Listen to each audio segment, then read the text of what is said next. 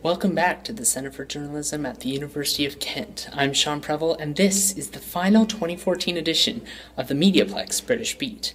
And for this edition, I decided to come back here to the center to talk to journalists to see how much knowledge they had of Canada.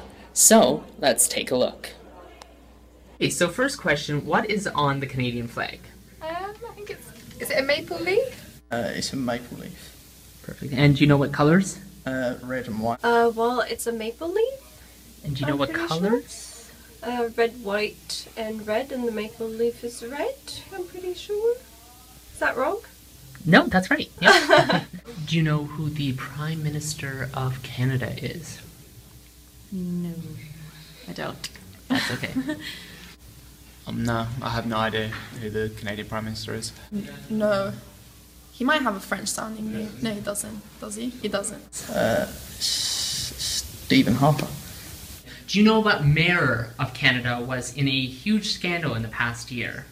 Yes, but I can't remember exactly what the scandal was. I remember reading stuff and thinking, because maybe it's just because I'm from Mexico and my brain thinks, oh, America's where everything happens and everyone's rowdy and rude to each other, and Canadians are just nice. And I remember reading about the scandal, which I can't remember exactly what it was right now, and thinking, oh, well, that's unusual. I thought Canadians were just kind of cool and had polar bears and, you know, stereotypes. His name's Ford, but I want to call him Tom Ford, and that's not his name. Ford. Do you know his first name? Oh, God. Yeah, I did a thing on it and I can't even remember his name. G? It begins with a G? I know his surname's Ford. Is his first name Rob? Is it Rob Ford? That's correct. Rob Ford. That's an easy one. What would you say about Canada, just from what you know of it? Like, what are your thoughts about it? Well, I've never been, so most of the things I know about Canada I've learned from How I Met Your Mother, I must be honest, with Robin, the character. She's from Canada, and I think that's kind of a very common characteristic, is it? Like ice hockey and snow and cold. But I'm from Norway myself, so some people kind of confuse the two countries, because I'm used to hearing that, oh, are there polar bears in the streets, and is it cold all year round? And I'm guessing Canadians get the same thing. So it's probably as fluctuating in weather and as nice in the summer as it is in Norway. I just think it's a nice destination for holidays. Okay. That's what I like about Canada. I know it's split into an English-speaking province and a French-speaking province. Pretty cold, pretty large. Those are general things that I know about it.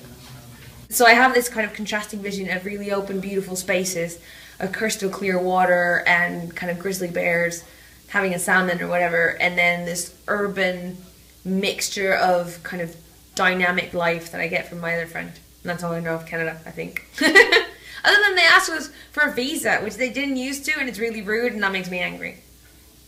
I'm quarter Canadian anyway, so it's a place that I'd love to go to, just as a place to visit and experience the culture. I think, you know, their culture is very special and individual.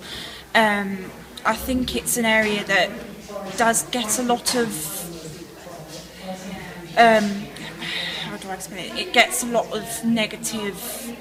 There's a lot of negative assumptions from people about Canada, and you know, I'd like to go and sort of witness that for myself and make my own assumptions about, you know, about that area, because obviously it's an area that means a lot to me and my family. So I'd like to go and, you know, experience it for myself and make my own sort of judgment about it. So.